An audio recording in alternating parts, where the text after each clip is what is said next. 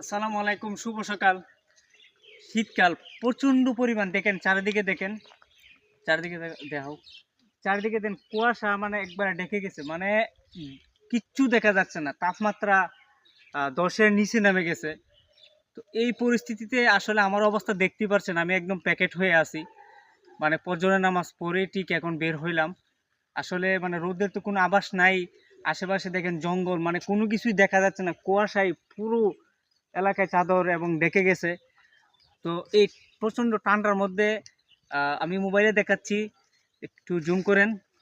এই যে দেখেন তাপমাত্রা কতটুক। তো আসলে এখন 6টা 51 বাজতেছে। তো এত পরিমাণ কুয়াশা নামছে।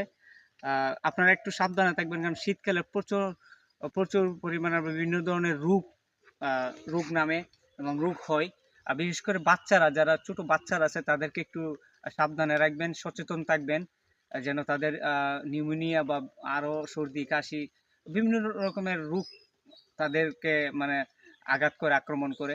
তো বাচ্চাদেরকে একটু সাবধানে রাখবেন। আর বিশেষ করে হচ্ছে যাদের পশু আছে, ছাগল, গরু, মহিষ কিংবা আরো অন্যান্য যে পশুগুলো আছে, এগুলা মানে বাসার মধ্যে রাখবেন, বের করবেন না।